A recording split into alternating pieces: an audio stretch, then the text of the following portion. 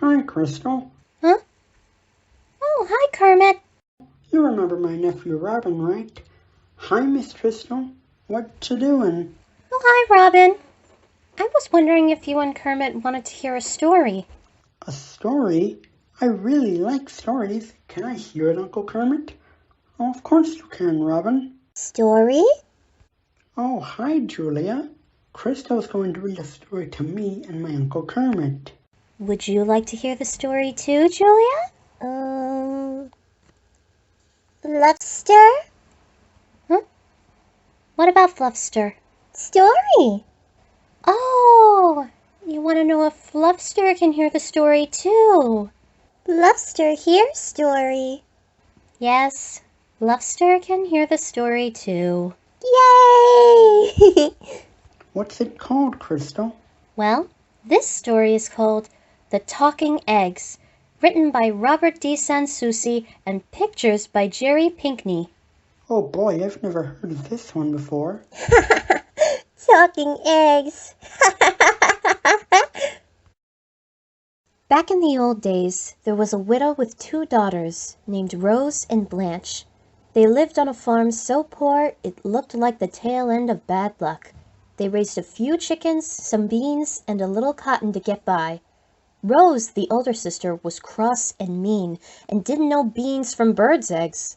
Blanche was sweet and kind and sharp as 40 crickets, but their mother liked Rose the best because they were alike as two peas in a pod, bad-tempered, sharp-tongued, and always putting on airs. The mother made Blanche do all the work around the place. She had to iron the clothes each morning using an old iron filled with hot coals, chop cotton in the afternoon, and string the beans for supper. While she'd be doing these chores, her mama and sister would sit side by side in rocking chairs on the shady porch, fanning themselves and talking foolishness about getting rich and moving to the city where they could go to fancy balls wearing trail train dresses and lots of jewels. One hot day, the mother sent Blanche to the well to fetch a bucket of water. When the girl got there, she found an old woman wrapped in a raggedy black shawl, near fainting with the heat. "Please, child, give me a sip of water," the old woman said. "I'm about to die of thirst." "Yes, auntie," said Blanche, rinsing out her bucket and dipping up some clean, cool well water. "Drink what you need." "Thank you, child," said the old woman when she'd taken swallow after swallow of water. "You got a spirit of do-right in your soul. God is going to bless you." Then she walked away down the path that led to the deep woods. When Blanche got back to the cabin, her mother and sister hollered at her for taking so long. "This water's so warm it's near boiling," shouted Rose, and she dumped the bucket out on the porch. "Here your poor sister's near dying for a drop of cool water," her mother screamed, "and you can't even bring her that little thing." Then the two of them scolded and hit Blanche until the frightened girl ran away into the woods. She began to cry since she didn't have anywhere to go, and she was scared to go home.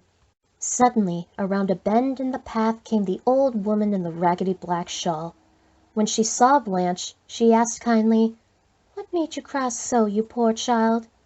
"Mamma and Sister Rose lit into me for something that wasn't my fault," said Blanche, rubbing tears off her cheek. "Now I'm afraid to go home." "Hush, child. Stop your crying. You come on home with me. I'll give you supper and a clean bed. But you gotta promise you won't laugh at anything you see." Blanche gave her word of honor that she wouldn't laugh. Then the old woman took her by the hand and led her deep into the backwoods. As they walked along the narrow path, bramble bushes and tree branches opened wide in front of them and closed up behind them. Soon they came to the old woman's tumble-down shack. A cow with two heads and horns like corkscrews peered over the fence at Blanche and brayed like a mule. She reckoned it was a pretty strange sight, but she didn't say anything, not wanting to hurt the old woman's feelings. Wow, a cow with two heads and curly horns? No way that's possible. "Robin, you know you're a talking frog, right?" Oh, Next, she saw that the yard in front of the cabin was filled with chickens of every color. Some were hopping about on one leg, some running about on three or four or even more. These chickens didn't cluck, but whistled like mockingbirds. But strange as it all was, Blanche stuck by her promise not to laugh. Rainbow chickens! Yes, Julia, they are rainbow chickens. Cluck, cluck, cluck, cluck, cluck. Wow, this is a pretty strange story. Well, it's going to get a lot stranger. Sheesh. Keep reading, Miss Krystal. Okay. When they got inside the cabin, the old woman said, "Light the fire, child, and cook us some supper." So Blanche fetched kindling from the woodpile outside the back door. The old woman sat down near the fireplace and took off her head. She set it on her knees like a pumpkin. First, she combed out her gray hair, then she plaited it into 2 long braids. Blanche got pretty scared at this, but the woman had been nothing but kind to her, so she just went on lighting the fire.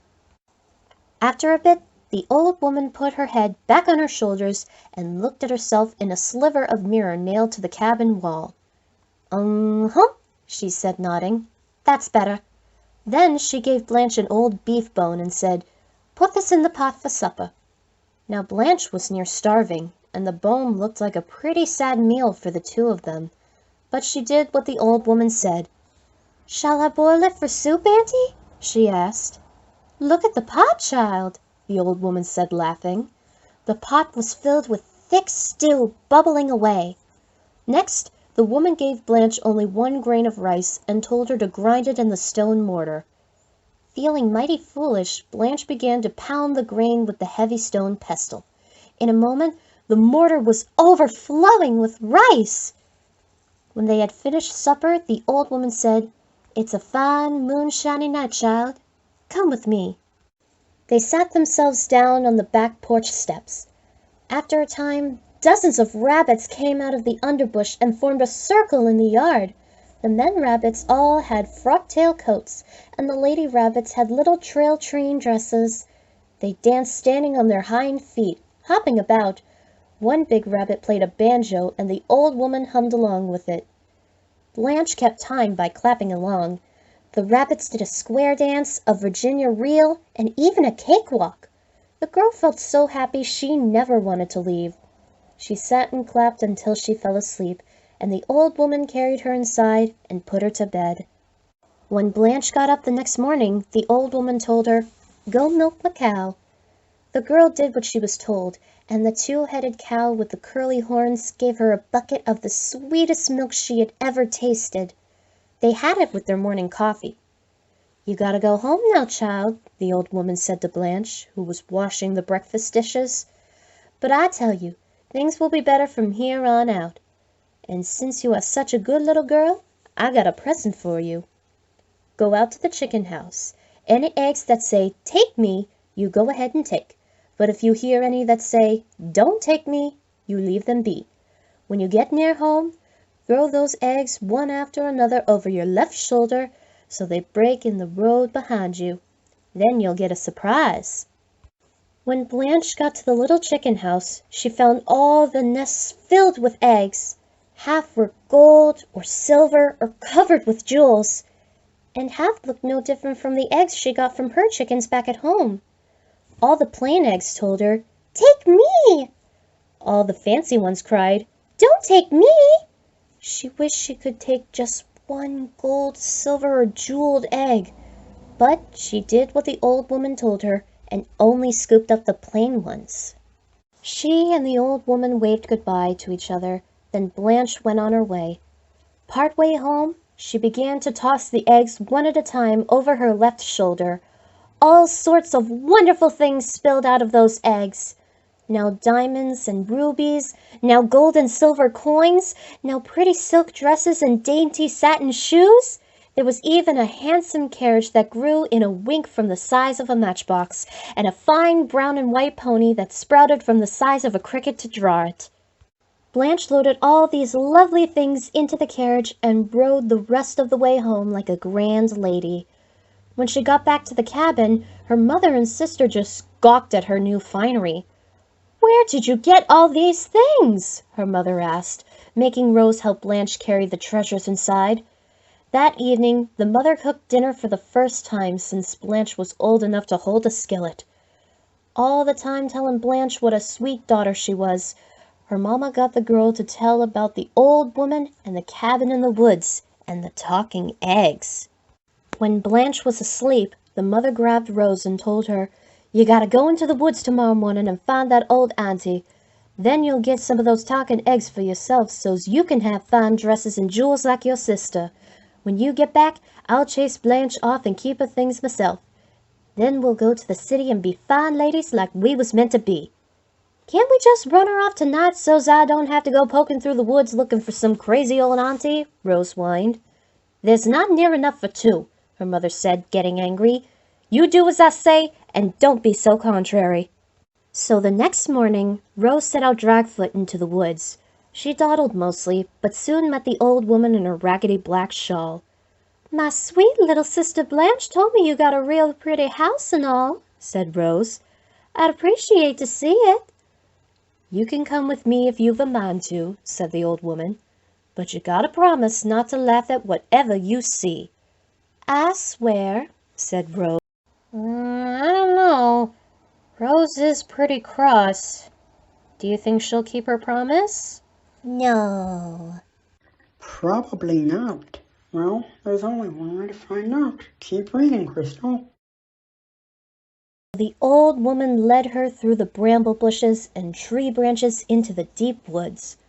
But when they got near the cabin, and Rose saw the two-headed cow that brayed like a mule and the funny-looking chickens that sang like mockingbirds, she yelled, "If there ever was a sight, that's one! That's the stupidest thing in the world!" Then she laughed and laughed until she nearly fell down. Hum," said the old woman, shaking her head. Inside, Rose complained when she was asked to start the fire, and she wound up with more smoke than flame. When the old woman gave her an old bone to put in the pot for supper, Rose said crossly, "That's gonna make a mighty poor meal." She dropped it in the pot, but the old bone remained a bone, so they only had thin soup for supper. When the old woman gave her 1 grain of rice to grind in the mortar, Rose said, "That sad speck won't hardly feed a fly." She wouldn't lift the pestle, so they had no rice at all. Hum," the old woman muttered. Rose went to bed hungry. All night long she heard mice scratching under the floor and screech owls clawing at the window. In the morning, the old woman told her to milk the cow. Rose did, but she made fun of the two-headed creature, and all she got was a little sour milk, not fit for drinking. So they had their breakfast coffee without cream. When the old woman lifted her head off her shoulders to brush her hair, quick as a wink, Rose grabbed that head and said, "I'm not going to put you back together till you give me presents like my little sister got." "Ah, child, you're a wicked girl," said the old woman's head. "But I got to have my body back, so I'll tell you what to do.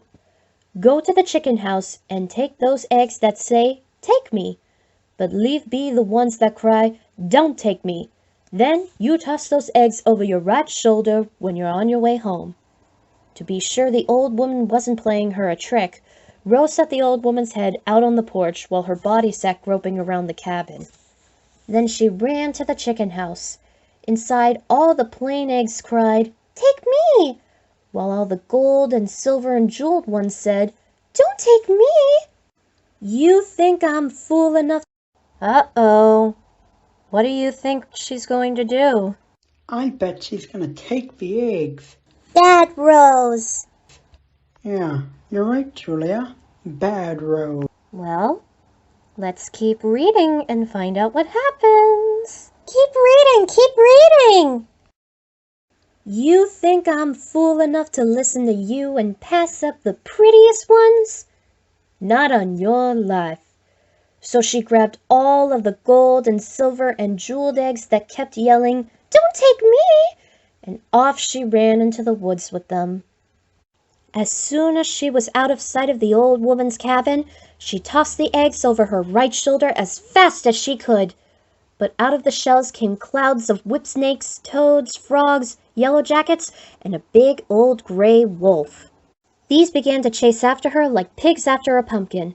Hollering bloody murder, Rose ran all the way to her mother's cabin. When the woman saw the swarm of things chasing her daughter, she tried to rescue her with a broom. But the wasp, wolf, and all the other creatures wouldn't be chased off, so mother and daughter hightailed it to the woods, with all the animals following. When they returned home, angry, sore, stung, and covered with mud, they found Blanche had gone to the city to live like a grand lady, though she remained as kind and generous as always. For the rest of their lives, Rose and her mother tried to find the strange old woman's cabin and the talking eggs, but they never could find that place again. The Wow, that was a wonderful story, Krystal. Ah, yeah, I really like the idea of finding a cabin in the woods with talking eggs that give you wonderful things. Well, if you take the right eggs, of course. You know what? I really enjoyed reading the story to you. Maybe I should do it again someday. I think that's a wonderful idea. Well, I'll be right back, Uncle Kermit. Oh, where are you going? I'm going to find a house with talking eggs. Come on, Julia. Let's go on an adventure. Yay! Adventure! Just don't go too far, Robin. Kids. Tell me about it, Krystal. Well, what do you want to do now? I don't know. But I might get an idea soon. You remember the fort thing we did? Yeesh.